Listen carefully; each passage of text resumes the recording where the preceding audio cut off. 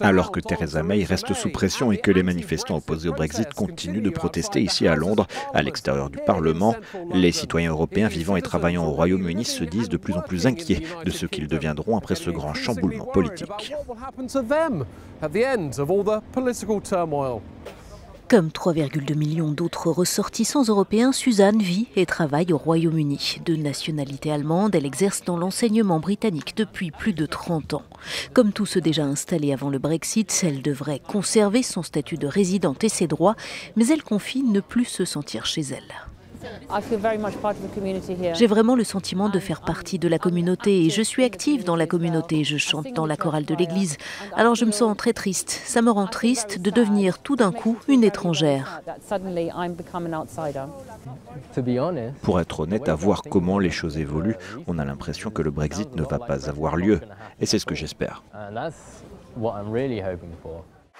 En finir avec la libre entrée des ressortissants européens au Royaume-Uni, c'était l'un des arguments du Brexit et Theresa May s'est engagée à le concrétiser.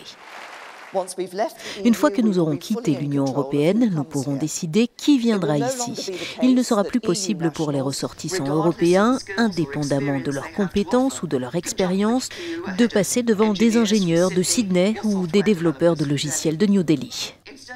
Pour Suzanne et un autre de ses 3 fils, un discours difficile à entendre. D'accord, ma mère est allemande, mais elle n'a même pas l'accent allemand. Alors la considérer tout d'un coup comme une étrangère, faisant ce que Theresa May laisse entendre, ça n'a vraiment aucun sens. Mais Theresa May agit au nom des gens qui ont voté pour le Brexit au référendum.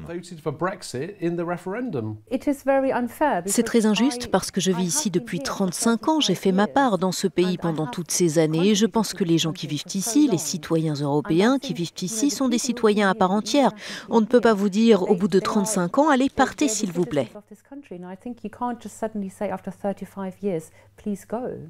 Des restrictions après le divorce et à la fin de la période de transition fin 2020, c'est ce que souhaitent les partisans du Brexit. Une incertitude dont les effets se font déjà ressentir. Le nombre des travailleurs venus d'Europe centrale et orientale a diminué de 15% en 2017.